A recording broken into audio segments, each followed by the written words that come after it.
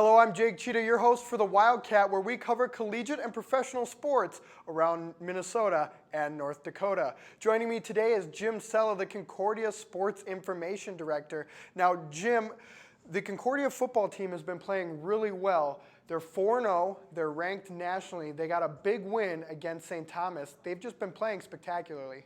Yeah, it's been a real nice thing to see. They're ranked in the top 25, like you said, for the first time in about 3-4 years. It's the first time they've been 4-0 since 2005. So the positive energy on campus is great to see. And they've knocked off one of their big foes, one of the top 3 teams in the league. They just got done beating St. John's, which they haven't done in a while. So it's nice to see Terry Horan and the football team get off to a great start. Now, like you said, they beat St. John's. This was a huge victory for the team.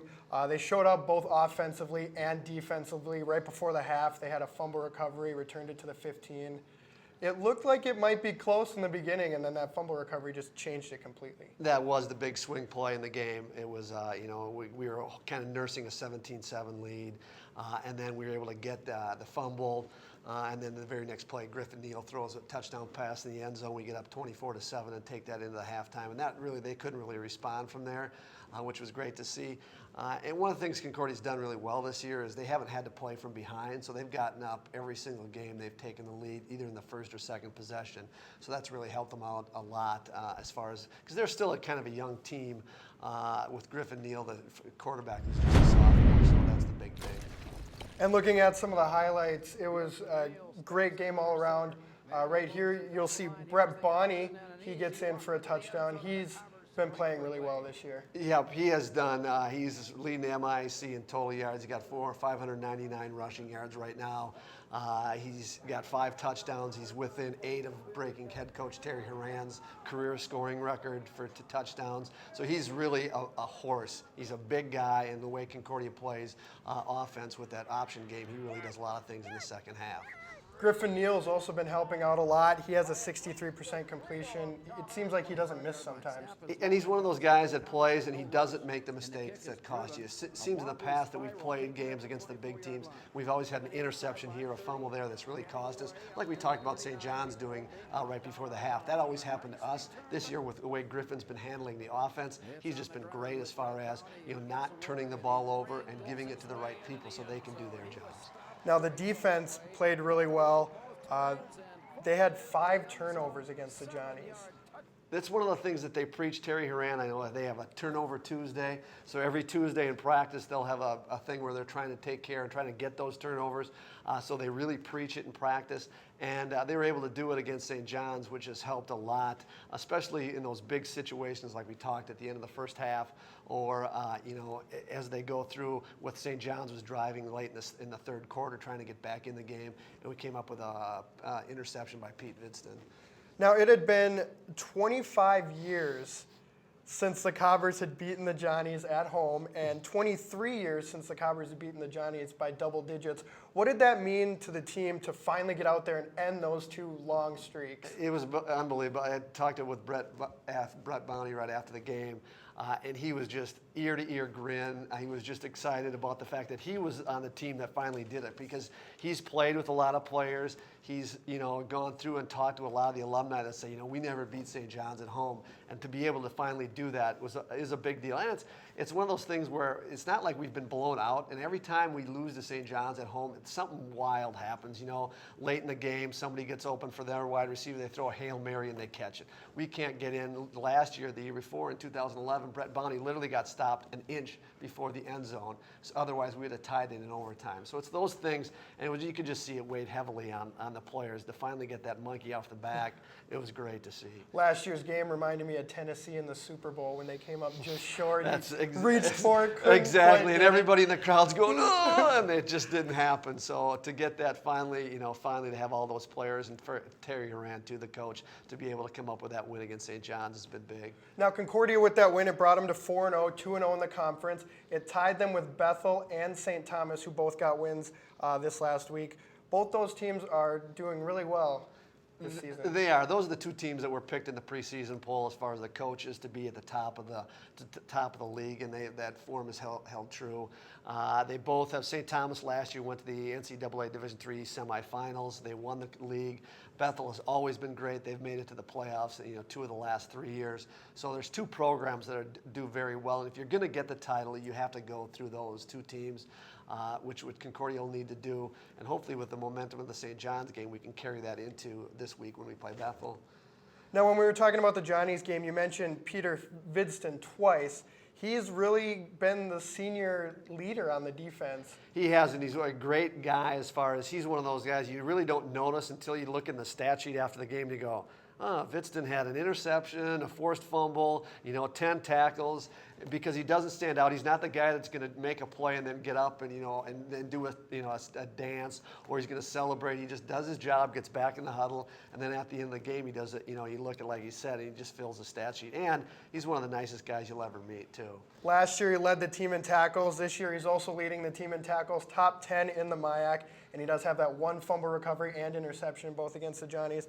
On offense, you have a younger guy, Griffin Neal, only a sophomore, but he is leading the team in a very strong way.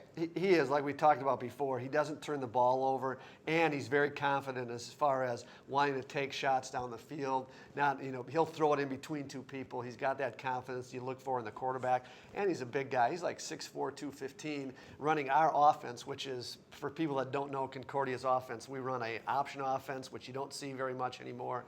And the quarterback really has to make good decisions on every single play. He's got to, whether it's hand it off to Bounty to make that fullback dive, or tuck it in and go around the end, and then be able to pitch to one of the other backs. And he has been making those smart plays. Only 4 interceptions in the 4 games. He's also only been sacked 4 times. He's very mobile in the pocket. But when Griffin does get off, all he has to do is turn around and hand it to Brett Bonney, leading the MIAC, 599 yards in 4 games, 5 touchdowns. And we talked about that. He's a really big guy. He goes about 6'4", and he's about 235, 240. So he's like a linebacker in a fullback's body. So what you see is he doesn't get a lot of his yards at the first or second quarter. By the end of the game in the third or fourth quarter, you're just seeing defenders just like cowering today because they don't want to tackle him anymore. They dive at his shoe tops, and it usually takes 1 or 2 people to bring him down every single time. And that's Concordia's offense. Get 5 or 6 yards every single time, and then put the pressure on the defense. It seems like he breaks the teams down defensively as the game goes on. They tend to miss more tackles, and he gets his bigger runs more towards the end of the game. He's just 8 touchdowns away from Coach Terry Horan's career touchdown record at Concordia. I talked with Terry the other day, and he goes, you know what, it's getting to the point where I'm going to stop calling his number when we get down to the goal line. He goes, yeah, he starts to get within 1 or 2. We're going to start passing it by the goal line. We're going to have Griffin Neal run around and go for him on himself. So he wouldn't do that, but it's great to see. Terry would be the first one to be out there to congratulate Brett if he does break the record. Brett's on pace to set the Concordia's single-season rushing record. Like he said, he's got 599 yards in his first, 4 games. If he continues that pace, he'll just shatter Concordia's rushing record for the single season. Now, looking ahead to this weekend, they are going to take on Bethel at Bethel. Concordia has not trailed yet this season. They've scored offensively on either their first or second drive, and their defense has been stout through the beginnings of the games. This Bethel team is high scoring, though. They're scoring 37.5 points a game. They're ranked 7th in the nation. It's a tough team. They struggled a little bit this past week, and they played Augsburg, and they were able to come out with a win late in the game against Augsburg. So that kind of gave Concordia's players and the coaching staff some hope, because they sat there and they watched that game and they said, you know what, look what Augsburg's done to them. I think we can do the same thing. So it's going to be a great game, and like you said, Concordia needs to get off on the right foot right away. If they get behind, they're not really usually a good team to trail and get behind and have to catch up. But if they can put the ball in the end zone right off the bat, and if they can get their points and make Bethel come at Concordia, we got a good chance to be successful. Vidston in the defense is going to have their hands full.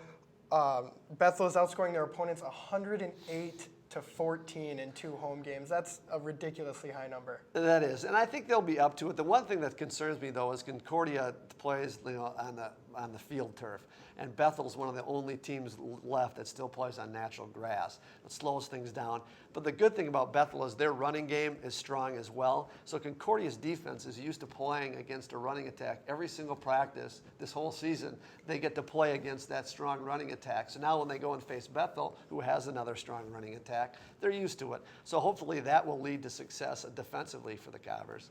In practice, they have to go against Bonnie, which is the best running back in the MIAC. So how do you get better practice than that? Now, last year, Bethel did defeat them 27-13 at home once again, down in Arden Hills. But Concordia is a completely different team than they were a year ago. They are. I mean, they have their offensive line has gotten a year older. They are now. They're all seniors on the offensive line. Like we said, Brett's got a year under his belt, and the defense has gotten a full year of they switched to a 3-4 defense a year ago, so now they have a whole year of that defense under their kind of in the system. So that's why they're playing better, and I think just the confidence coming from a win over St. John's is going to be a big as far as going into the Bethel game. Now, looking later on in the season on November 3rd, the Cobbers will be taking on St. Thomas. This team is number 3 in the nation. Last year, they lost in the semifinals to eventual champ Whitewater. They're 8-0 in the conference last year, 2-0 so far in the conference this year. They're scoring 40 points a game. This is a strong offensive team. They're good. The one hope for Concordia is that St. Thomas lost a lot of their strong players last year, as far as their quarterback Dakota Tracy. And their wide receiver and some of the guys on their defense. So they're not as good as they were last year or the years past, but they're getting better and better each game. So by the time we see them, it could be scary. But at the same time, Concordia is doing the same thing where they're getting better and better each week. So I think the league has gotten a little bit closer as far as the top 3 or 4 teams. St. Thomas has come back, Bethel's gotten better, and Concordia's gotten better. So it'll be interesting as we go along. Now, last year, St. Thomas, under the quarterback last year, scored 48 points against Concordia at home. But they were a very, very good team, and Concordia wasn't quite up there yet. So hopefully it'll be a much closer game this year. Whoever wins, I don't expect double digits in either the Bethel or the St. Thomas game. I think they're both going to be close games, like you said. St. Thomas's offensive and defensive lines aren't as big as they were. They had a Division I offensive line last year, so they've changed a little bit. And Concordia's gotten better, so hopefully they'll be tight games, and Concordia have a chance to win right at the end. Lots of big, strong teams in the MIAC this year. Moving on, there's a lot of success in soccer as well as football. Soccer had a couple home games this last weekend. They beat St. Thomas 1-0 at home, and then traveled down to St. Mary's and beat them 4-0. They've been playing really strong in the conference. They are. They were the preseason pick to win it all in the MIAC this year. They returned most of their players from the team that went to the Sweet 16 last year in the NCAA tournament. So they were back with all the top players. They're led by Sarah Rounds, who's an All-American last year. She's only the second person in the history of Concordia women's soccer to be an All-American. So she does a really good job as far as putting the ball in the net, and that's usually what you need to be successful in soccer, is to have a goal scorer. She does that very well. And then defensively, they have a couple of really good defenders, and they have their goalie, who's been a 4-year starter, Allie Nelson.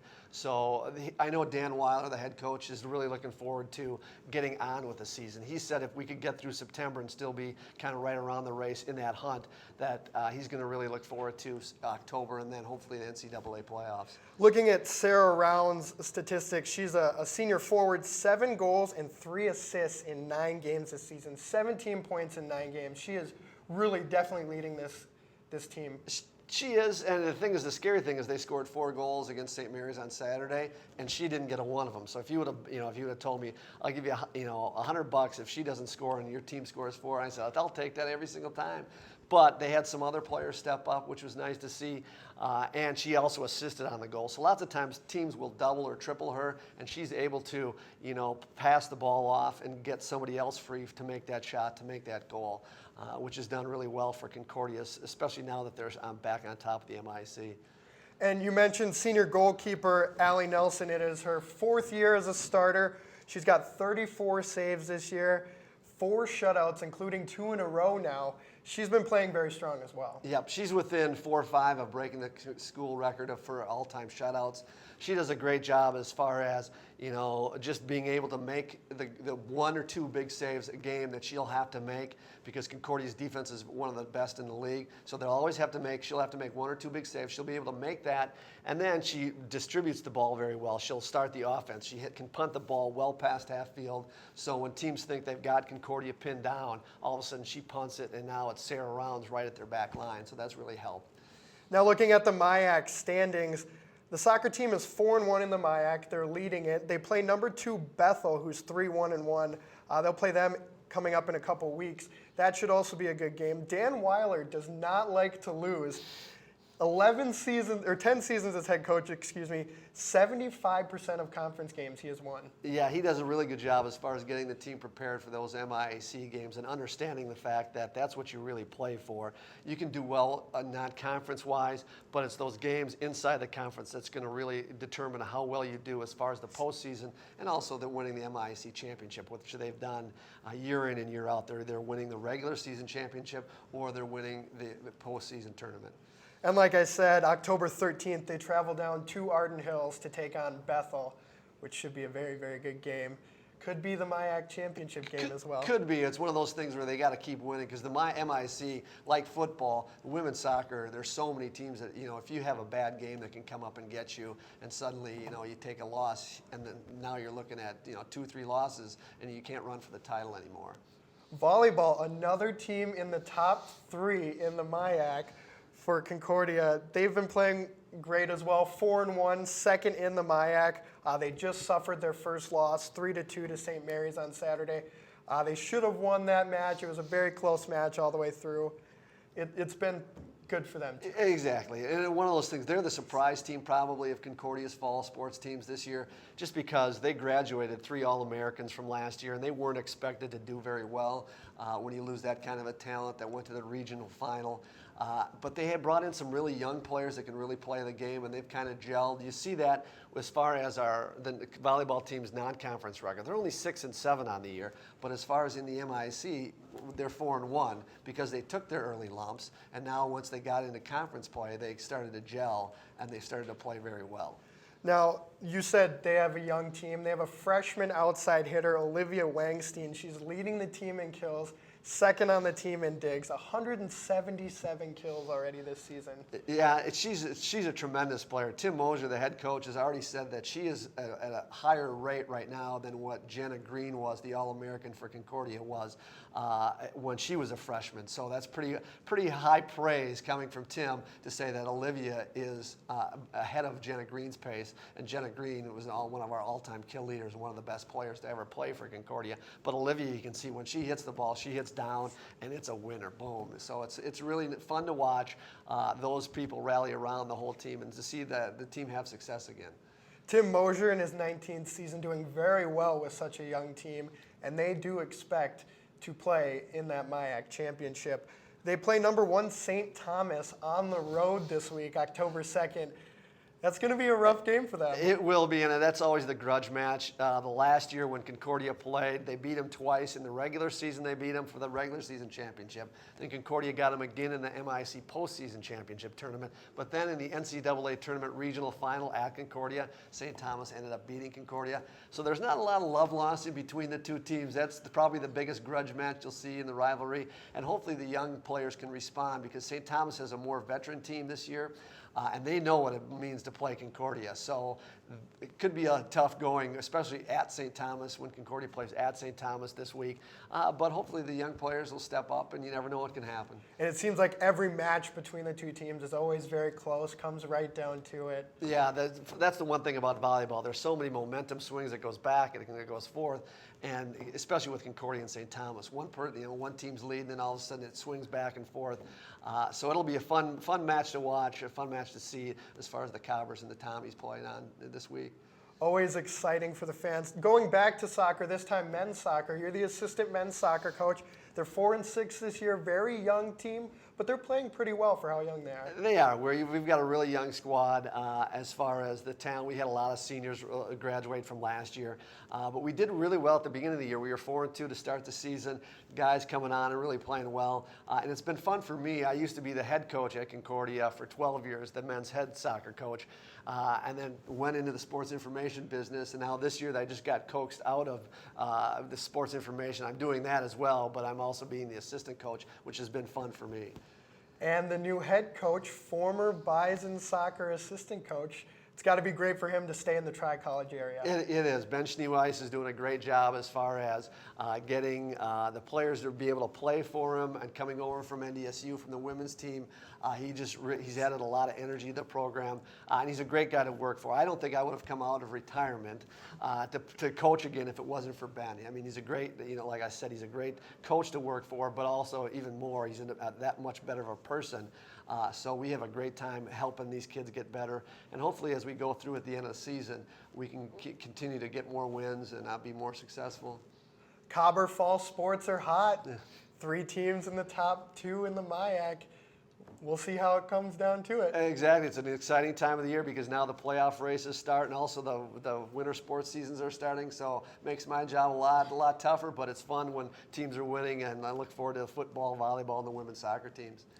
Thanks for joining us, Jim. When we come back, we'll sit down with Larry Scott to talk about the Dragons. Jitters is your home for quality coffee drinks.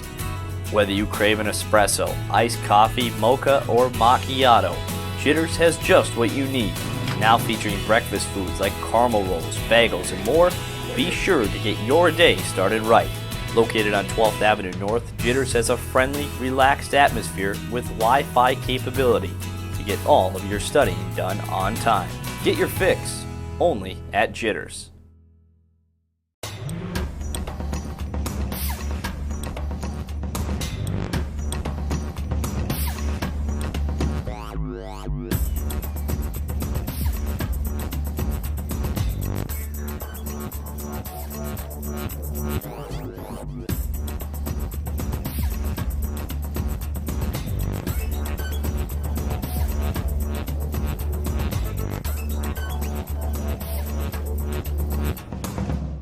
Hey, I'm Alex, I'm Austin. and I'm here to tell you about 15 on 15. It means MapBus arrives every 15 minutes on Route 15 from downtown. To around town. Find out more about 15 on 15 at mapbus.com. Check it out on Facebook and Twitter. Keyword MapBus. It's so fast and convenient. There are way more than 15 reasons to check out 15 on 15. I ride MapBus. And I ride MapBus. And you should too.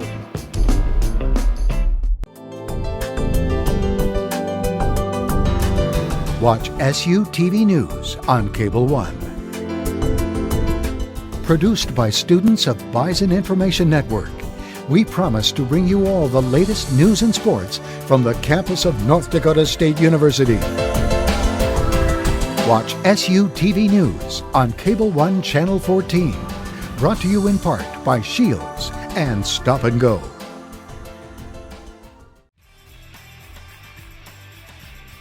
Welcome back. I'm joined now by Larry Scott, former Dragons Sports Information Director. Now, Larry, football's been off to kind of a slow start, but they have a very, very young team. In their last game, they kind of got blown out. They've allowed 45 points or more in 4 of their 5 games this year. They've been struggling a little bit on defense. Yes, and it's an extraordinary young team. You mentioned that. Last week, I think we started 11 freshmen, and most of those are true freshmen. And really, that's a tremendous challenge you face. That learning curve is so steep when you get into our league. Not only are they 18, 19 at most, a lot of these young guys, but of course they're playing against guys that are fifth-year seniors at a lot of schools, and there's quite a difference in size and not only experience. So obviously that works against the Dragons' favor, but there's some progress being made, and obviously Coach Lockaway and his staff made that commitment at the beginning of the year that they would essentially turn it over to the younger players, with the expectation and hopes that within a couple of years,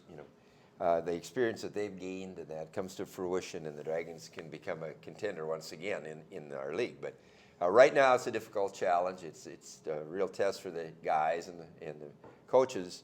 But there's some progress. The problem last week, however, and these things happened 2 weeks ago, we played at Mankato, MSU Mankato, trailed 7-0 deep in the ballgame. We're playing very well, especially on defense. They had about 15 stops in a row, an extraordinary defensive effort.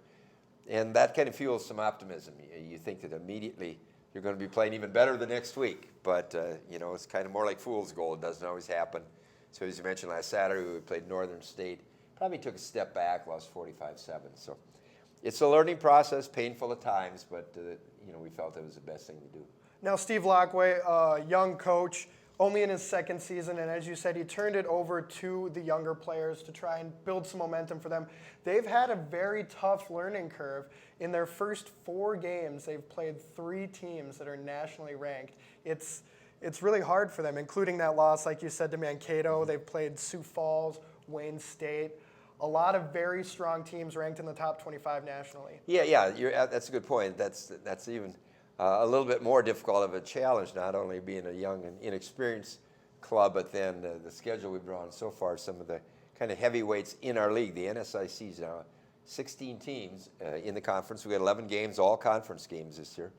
And as we mentioned, MSU Mankato, Wayne, University of Sioux Falls is a very good program. They defeated the University of North Dakota a couple years ago. So they are for real. They stepped in our league for the first time. That was a very difficult test for us. And there are others coming up. And particularly this weekend, the Dragons will be at Minnesota Duluth. That's a very experienced team, and it's going to be a very angry team. They lost in the last play of the game last week. So that, there's a big challenge looming on the horizon there. But we have a few days to get ready for it, and it's just another assignment for these young guys. And one good thing is I think that they're able to kind of wash away defeat and frustration. It doesn't seem to get them down. They know what they're in for, and they're able to kind of redirect and focus pretty quickly on what lies ahead. So it has been, I think, a good learning experience, certainly, and we're confident it's laying the foundations. At the same time, it's painful a little bit at times. And not to be a contender in the league. I've had that opportunity to witness a lot of Dragon teams that were conference champions and nationally ranked, and that's wonderful stuff. It's great fun. We don't have that right now, but that's certainly our hope to bring that back. And like you said, traveling on the road to Duluth, they were ranked in the top 5, last-minute loss, still ranked in the top 10 nationally. Yet another top 25 opponent for the Dragons. Yep. That's just crazy for them. One thing they have been struggling with is to choosing who should be the QB. They've played 3 quarterbacks this year. Jake Hodge, a freshman, Ryan Tolley, true freshman. Both of them have gotten some play time, and they just can't choose who they want to put in. Yeah, and it's an interesting thing. If you look at the quarterbacks, in all there's 4 quarterbacks in camp. They're all freshmen. Ryan Tolley has a little bit of experience because he was a redshirt, but he didn't play last year. He's been in the program a little bit longer. The other ones are true freshmen. So, with exception of Miles Montplaisir, I should mention, also redshirted last year. Now, he led Shanley to a couple back-to-back state champions, and so that was quite a recruiting find when we were able to get him. And he began the year as a starting quarterback, but Jake Hodge has emerged, is playing pretty well, so they've kind of divided time. And I think that, the coaches are just kind of sorting it out, and obviously you're hoping that one of the young guys really steps forward, separates themselves from the field, and becomes your starter down the road. And essentially, you could get a 4-year starter out of this experiment. So we do think that's going to pay dividends. But again, when you're turning the keys of your offense over to somebody that hasn't played, is just a freshman, obviously you can see that it's a source of some concern and at times some problems. Defensively, we have some of the same things. And in the secondary of all things, again, 7 of the 8 defensive backs are freshmen, and all 4 starters are freshmen. So again, for Coach Banks, who's a graduate of North Dakota State, as our secondary coach, does a great job. But he has that issue to deal with, an inexperienced secondary, inexperienced quarterback core. And you can see right away that's not really the recipe maybe for a championship finish. Now, between the 3 quarterbacks, 4 touchdowns, 8 interceptions. 2 of those touchdowns have been to freshman wide receiver Adam Jiskra. Now, he has 332 yards so far this season and 21 receptions. He is definitely their standout receiver. Yeah, he's a young guy from Grafton. He was a former spoiler and a good all-around athlete. He's come in, and he's become kind of the favorite target, particularly for Hodge, and Montplaisir, of course, finds him as well. So, again, we've got a couple other freshmen that fill out our receiving rotation, but Jiskra is the guy that they look for, and he's really made a pretty good imprint right away in his first year. Now, one thing that the Dragons are definitely struggling with is their running game. They've only had 2 rushing touchdowns in their first 5 games. Their leading rusher is sophomore Brandon Shell. He doesn't have any touchdowns, 51 carries, 166 yards. Yeah, his numbers aren't great, and part of the reality he hasn't had much of an opportunity. There's not much area there when we have a young, inexperienced offensive line. Again, you're seeing the theme here, but they're getting worn down at times and overmatched a little bit, and it's made it difficult to run the ball. But I think you're absolutely right. It's really a fundamental of good football. You have to have some kind of running attack, and we're aware of it. Our coaches are cognizant of it and spend a great deal of time trying to develop it, but it's been very frustrating so far. We think our backs are capable, but the combination of the offensive line play and the run game, it really isn't there right now. And that really makes it difficult, particularly when you're playing veteran teams. Suddenly, when you have to rely on the pass, too much. Again, you're entrusting that to a freshman. So if and when we get the running game going, that's a principal piece of this whole puzzle. Once we can get that in place, and so that functions adequately, that's going to help a lot. But when you can't run the ball, you're in trouble. Lockway hoping to improve on his 2-9 Right. season from last year. Moving on to soccer now, they're also very young, struggling as well.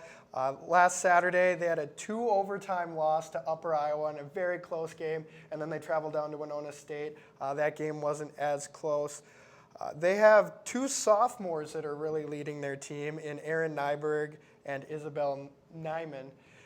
Both of them are playing well, but the team has struggled. Yeah, and again, Nyberg with 5 goals and Nyman with 3. So they're the Dragons scoring leaders right now. But again, the emphasis a little bit on youth with the sophomores and that. But so they've got to kind of shoulder a lot of the offensive load for the Dragons. And again, you would kind of like to have a little bit more experience there.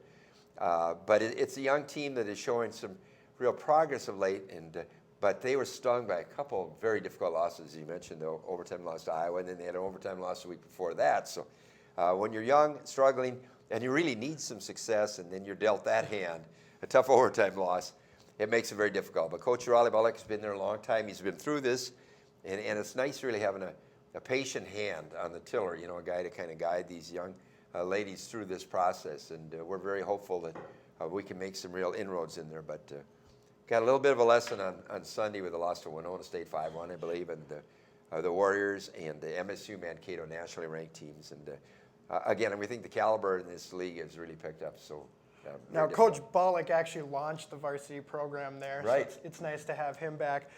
The goalie situation for Dragons soccer is almost the same as the quarterback situation for the football team. They have 3 goalies that have been getting some play time. Ashley Leans, freshman, she's only played 1 game, but she shut out the team she played against. Yep. And then Bruscheka and Hoffman have been splitting a lot of games. They've been struggling. Yeah, and I think too. I think that thing is still unresolved, and I think Coach is going to look at that and sort that out. And I think you would prefer to settle on one, if you have that confidence in it. But I don't know if that's there right now. I think a lot of that too is maybe a lack of experience is probably the biggest thing. And if you don't play with that kind of confidence, it's going to show up. So it's an issue. But I think probably the larger one right now is a little more offensive production. I think that's going to cure a lot of the ills, if the Dragons can fill that net up a little more consistently. Bruscheka got a lot of starts early. Now they've tended to leave it to Hoffman the last 2 games Hoffman played. The team will finally make it home again the 20th and the 21st of October against St. Cloud and Duluth.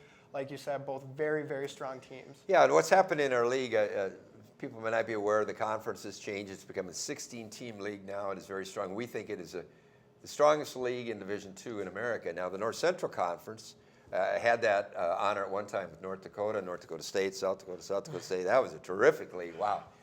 And but that league dissolved when a lot of the schools moved up to Division I classification, and so a few that didn't came up back to us. Minnesota Duluth, St. Cloud State, Mankato State were in our league years ago, and then we added Augustana. We've also added a few, so now it's a pretty spread out league of 16 teams, and certainly very competitive. A lot of very good programs in there, and it's certainly been a real test for the Dragons and some of the other ones. And there are some that are a little more established. We think of Minnesota Duluth in football, Winona in Upper Iowa, and some in soccer and other programs. in volleyball, maybe Concordia. That's a real interesting scramble in volleyball. So it's a tough test, but it's right where we should be. We need to get more competitive in that. Now, you spoke of volleyball. With volleyball, another strong conference. Oh. The volleyball team is 10-6 overall, 2-5 in the NSIC. Over the weekend, they swept Sioux Falls, one of 4 sweeps on the season, and then lost a game to then number 2 Southwest Minnesota State. They've played a lot of tough teams. Yeah, it's interesting. 4 of the top 5 in the country are affiliated with our league. And early on, the Dragons went down and played in Florida, played very well, beat some ranked teams, came back, had only 1 loss down there. And according to our coaches, the people down on the Sunshine State were kind of amazed with the quality of our program. You know, and then you say, well, look, it's this league we're in is a killer. Concordia St. Paul has won, I don't know how many, 5 or 6 national titles in a row. And they're as good as it gets. It's usually between them, Tampa, and San Bernardino are the top 3 in the country. And historically, it's been Concordia St. Paul. But there are so many others in our league. Southwest Minnesota State is second in the nation, but second in our league too, you know.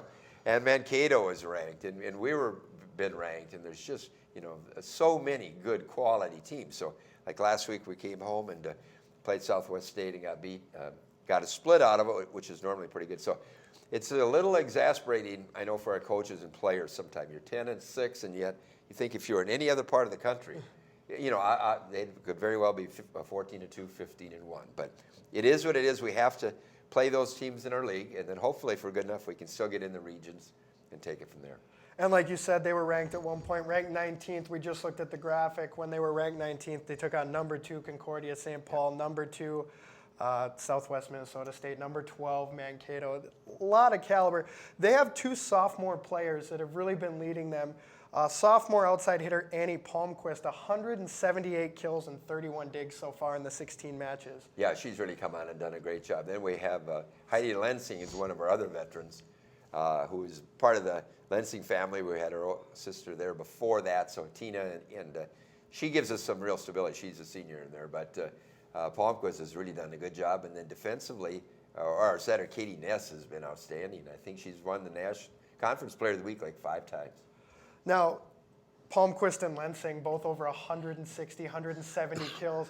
Very short players, 5'10" and 5'11", so it's good to see them out there really getting the hits. Yeah, I think part of, you know, the reality of that, the size, you know, they're fairly good size in our league, but let's be honest, Division I setting, you know, they are certainly always in search of the bigger players. You know, the young ladies that are 6'3", 6'4", are, you know, certainly more apt to end up at a Division I kind of setting. So it's very similar to any other sport. That those are highly targeted recruits, certainly, and maybe beyond our reach, scholarship levels and all that. But Palmquist and Lensing, yeah, we think size-wise we match up pretty well in the league. And, you know, it's a pretty solid program. It's an awfully good club. It's one of our better teams. And normally if we were anywhere else in the country, we'd really be rejoicing, right? But when you have Concordia in your backyard and Southwest State and the others, it's very difficult. A lot of youth in Dragon sports this year. Looking ahead to the future, they should be better on in the coming years. You know, you have to go through the process a little bit, but we think that we have the right people in place, and you know, you need to support your younger players with coaching and emotional help in that, and you got to live with that. And there'll be missteps along the way. We know that, and they'll make mistakes, but they'll learn and they'll get better. And you know, you dare to dream. You think down the road in a couple of years when they're sophomores, juniors, seniors, you know, and then you think, well, okay, now we can see that light kind of flickering at the end of the tunnel, and it would be fun. Our goal always, for all our sports really, is to win our conference. That's our first thing. The nationals and could wait. That's always the dream. But if we're good enough to win our conference title, then obviously we'll have a chance on the national level as well. Well, thanks for joining us, Larry. When we come back, we'll sit down with Morgan Lubben and talk about NDSU sports. Jitters is your home for quality coffee drinks. Whether you crave an espresso, iced coffee, mocha, or macchiato, Jitters has just what you need. Now featuring breakfast foods like caramel rolls, bagels, and more, be sure to get your day started right. Located on 12th Avenue North, Jitters has a friendly, relaxed atmosphere with Wi-Fi capability to get all of your studying done on time. Get your fix only at Jitters.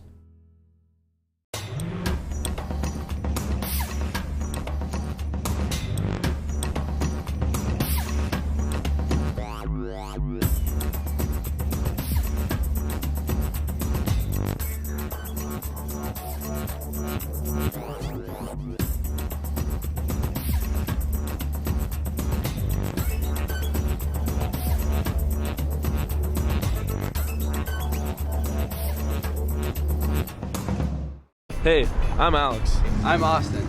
and I'm here to tell you about 15 on 15. It means Matt Bus arrives every 15 minutes on Route 15 from downtown. To around town. Find out more about 15 on 15 at mapbus.com.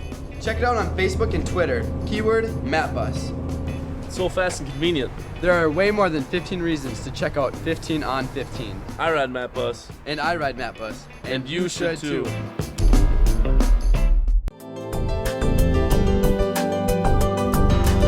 Watch SU TV News on Cable One. Produced by students of Bison Information Network, we promise to bring you all the latest news and sports from the campus of North Dakota State University. Watch SU TV News on Cable One Channel 14. Brought to you in part by Shields and Stop and Go. Welcome back. I'm joined now by SUTV sports reporter Morgan Lubben. Now, Morgan, the Bison football team finally played against a team of some worth, and they did a very, very good job against UNI. They really did. I was really impressed with the way that John Crockett performed, actually. 119 yards, 22 carries, 2 touchdowns. I believe that Crockett's play was a huge part of that victory for the Bison against UNI at the tough UNI Dome, which as the announcers kept saying during the game, if you watch the game on TV, was pretty loud, pretty rocking there for the Bison offense. I think another integral part was the turnovers. The Bison had 2 fumbles deep in UNI field. They also had the Marcus Williams interception. The turnovers really helped them to score a lot on offense. It really did. The defense came up huge, especially when they got their backs against the wall. Like you said, they really came up huge down there at the end. And I think that gave them the Bison momentum eventually to give the ball to the offense to go down there and win the game. Now, they did win the game 33-21, last-second touchdown. Their defense has been very stout this year, allowing less than 10 points a game. Yeah, you pretty much take out that last touchdown. It was 33-14. They did score with, like a minute and 10, 15 seconds left. Pretty much throw that out the window at that point. Bison pretty much had it in the bag. But the Bison defense has been playing great all year. There's really no doubt about it. Even against Colorado State, the FBS team only allowing 7 points. I mean, the Bison defense is right where they left off last year. They're picking it up. Now, there were a lot of records that the Bison worked towards, either passed or tied in this game. We'll start with Adam Keller. He had 4 field goals made in 5 attempts. Both of those tie NDSU records. Yeah, the Bison really didn't know what they were getting into with the kicker this year. We lost Ryan Jastrom, obviously Jazzy, just a great kicker. You could boot him out there last year. I mean, he was sitting him in the Fargo Dome from 50, 55 that one game. Adam Keller really came up huge, 4 or 5 field goals, like you said. Career-long 43-yard field goal. I was really impressed. On the road, too, as well. Brock Jensen, also 22 completions in this game, a career-high 243 yards. He moved into second all-time for career completions at NDSU. Yeah, Brock's been playing great. I mean, obviously last year he led us down there to that national championship down there in Frisco. He's starting off right where he left off last year. No Warren Holloway or Matt Veldman, 2 huge targets in the receiving game. But Zach Vrah, boy, is he coming out of nowhere, finally healthy, I guess you can say, for the Bison. He's off to a great start as well. So Brock Jensen, just a junior. Another junior, Marcus Williams, like we said earlier, he got a big interception in this game. That was his 13th interception of his career. That ties him for 3rd all-time among Bison. Yeah, Marcus Williams has a lot of hype around him. There's no question. There's been scouts at practice. My roommate's the backup punter on the team. I mean, he'll frequently come home and say, there's another scout at practice today.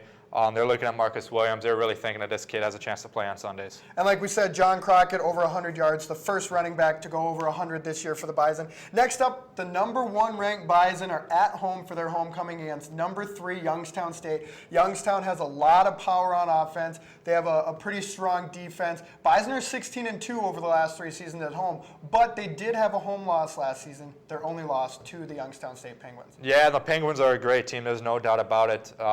They beat UNI the week before we did, 42-35. So their defense has given up a little bit more points than the Bison defense to UNI. So there might be something there for the Bison offense to work with a little, maybe have a little trouble there on the back end for the Youngstown State defense. Now, Bison soccer came home again. Their second home game of the season and their second home game to go into double overtime. They scored with 40 seconds left in the second overtime to avoid the tie. It was a game that was pretty much dominated by SDSU. Yeah, SDSU really had control in that one. We were both there. And wow, what guts by the Bison to come back and pull out that victory. They were down 1-0 late. Jordan Wallenbaum came out of nowhere with that one goal just to get it into overtime. And then that goal in overtime was huge for the Bison, and I can't imagine being a soccer player on that Bison women's team. I mean, they go into double overtimes like it's their job out there. So. Now, you mentioned Jordan Wallenborn. She has 3 goals on the season, 3 goals, 1 assist. All 3 of her goals have been at home. The Bison have scored 4 goals at home. 3 of them are Jordan Wallenborn. She is carrying that team at home. She really is. I mean, Jordan's played great. There's really no doubt about it. She is the star of that team right now for a young team, relatively young team, Bison soccer team, and obviously the first-year head coach, Mark Cook. She's really stepping up and playing great right now. And we're taking a quick look at volleyball. Volleyball over the last weekend, they split their road series. They got their first road conference win, which was really nice for them, and then they went on the road to Fort Wayne and were in a nail-biter against a very strong Fort Wayne team. They will be coming home for 2 weeks, 5 games in the next 2 weeks, including South Dakota on Friday and Kansas City on Saturday, both games which can be watched on NDSU All Access at GoBison.com and can also be seen at the Benson Bunker Fieldhouse at 7 o'clock p.m. When we come back, we will take a look at Division I and professional Minnesota sports. We'll see you when we return.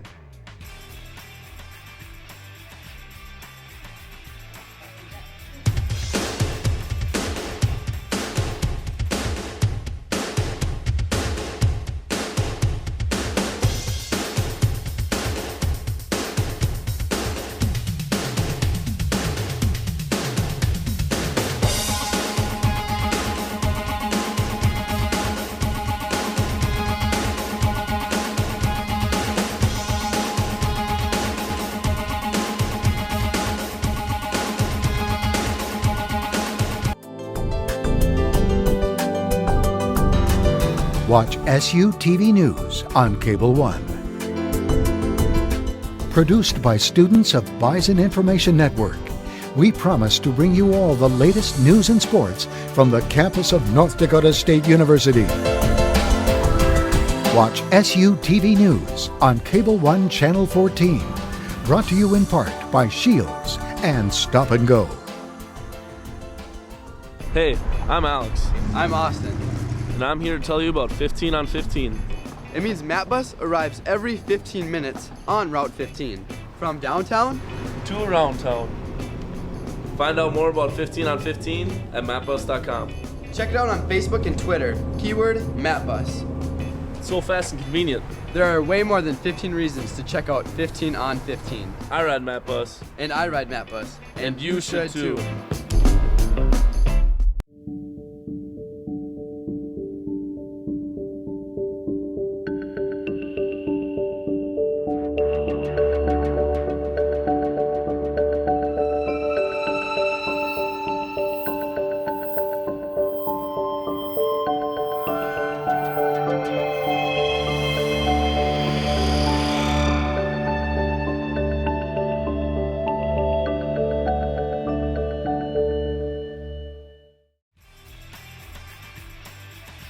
Welcome back. Joined once again by Morgan Lubben.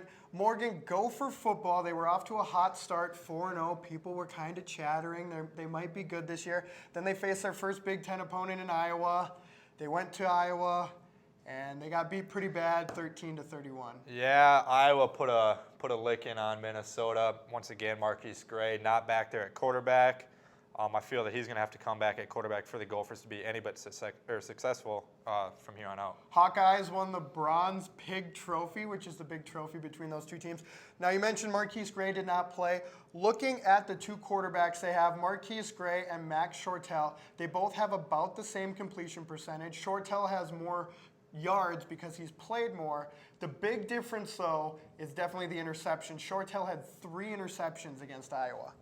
Another thing is for Gray, he brings the whole running aspect into the game. He brings in the whole double, even triple options at times for the Gophers. When he played that UNLV game in triple overtime, I caught some glimpses of that game, and he can just provide so much more out of the backfield. He can run the ball as well as throw it. It's just that double threat back there, a short tail, not really have the legs to move around so much in the pocket, whereas Gray, can do more things outside the pocket.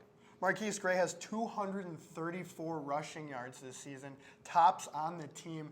That's crazy for a quarterback. Those are like Michael Vick numbers. Or Cam Newton, RG3 for the Washington Redskins, as we're seeing this year. I mean, he's on my fantasy team. I'm loving it right now. He's getting racking up the yards for me. Now, the Gophers come home again for another Big Ten opponent, number 24 Northwestern.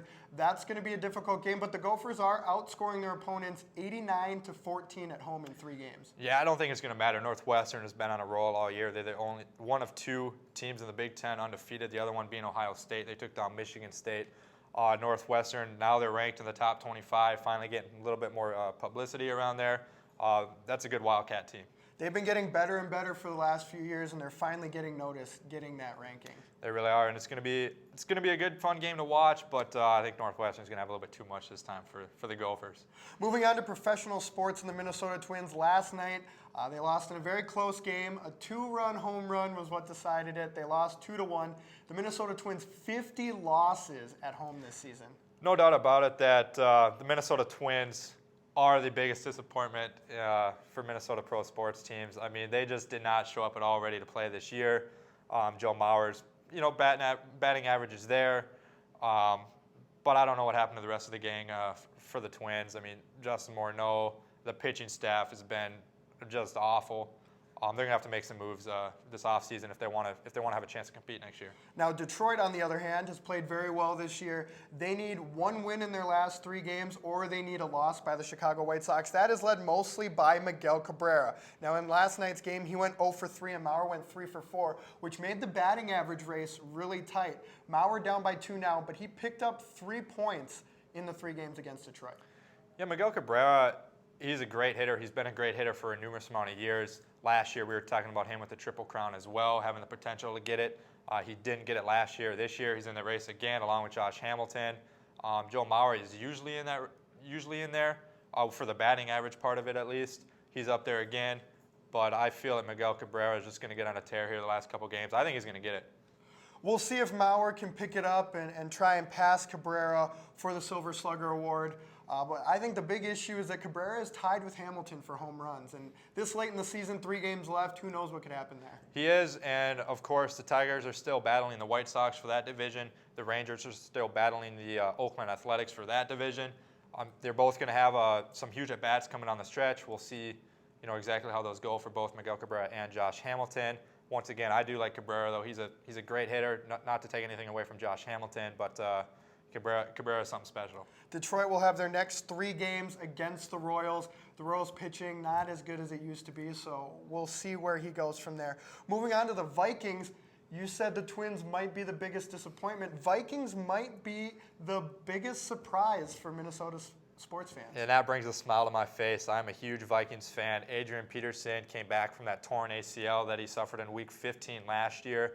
That was devastating to see, but he's been on an absolute tear this year. He's been just a workhorse out of the backfield. Toby Gerhardt's back there having some fumbling issues this year so far, but Peterson, such a huge part of that offense, as well as Percy Harvin now.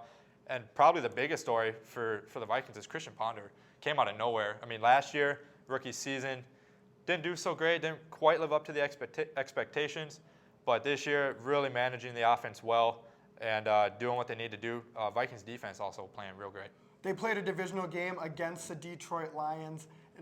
They kind of trounced them in that game, even though their offense didn't really show up. Adrian Peterson did have his first 100-yard game since the injury, but Ponder only had 111 yards. The big thing that really hurt Detroit was Percy Harvin led off the game with a 105-yard kickoff return. And then in the second half, first play for the Vikings, Shell's 77-yard punt return touchdown. Yeah, and Shells is actually from Minnesota. He's a walk-on.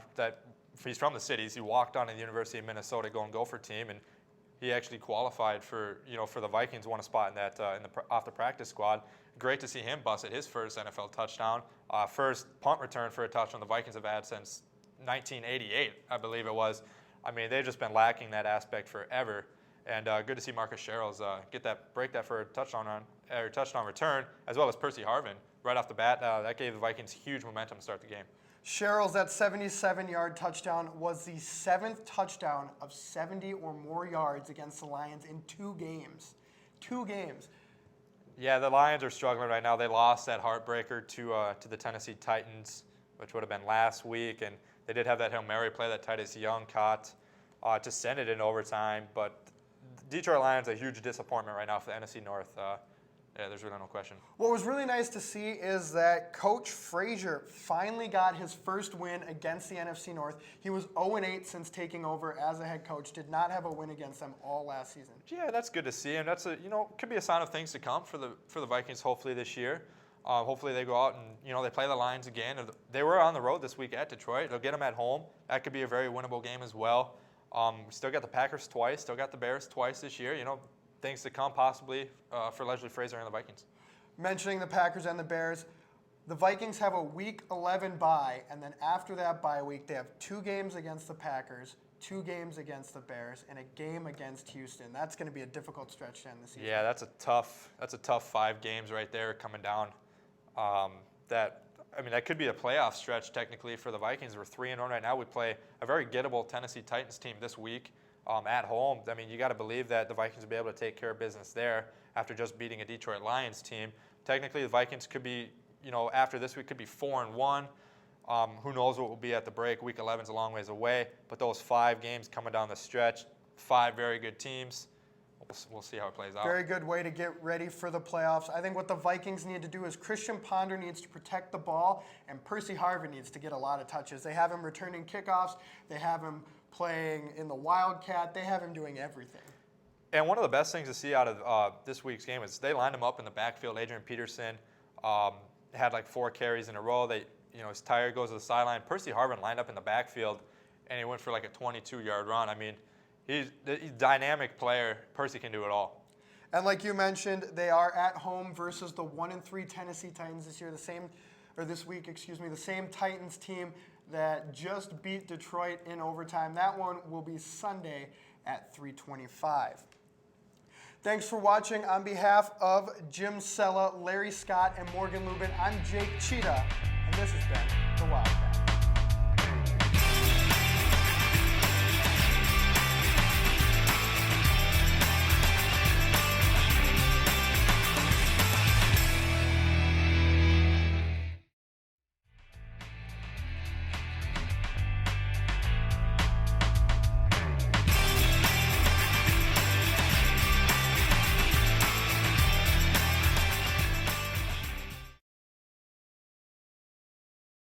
Jitters is your home for quality coffee drinks. Whether you crave an espresso, iced coffee, mocha, or macchiato, Jitters has just what you need. Now featuring breakfast foods like caramel rolls, bagels, and more, be sure to get your day started right.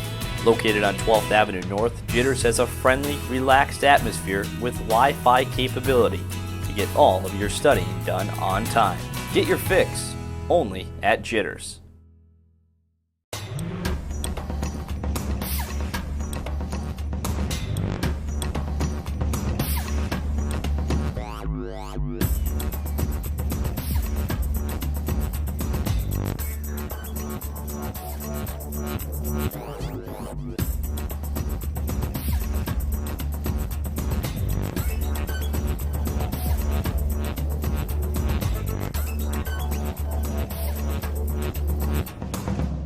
Hey, I'm Alex, I'm Austin. and I'm here to tell you about 15 on 15. It means Matt Bus arrives every 15 minutes on Route 15 from downtown To around town. Find out more about 15 on 15 at mapbus.com. Check it out on Facebook and Twitter. Keyword MapBus. It's so fast and convenient. There are way more than 15 reasons to check out 15 on 15. I ride MapBus. And I ride MapBus. And you should too.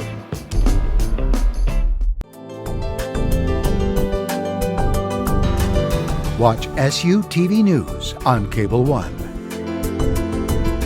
Produced by students of Bison Information Network, we promise to bring you all the latest news and sports from the campus of North Dakota State University. Watch SU TV News on Cable 1 Channel 14. Brought to you in part by Shields and Stop and Go.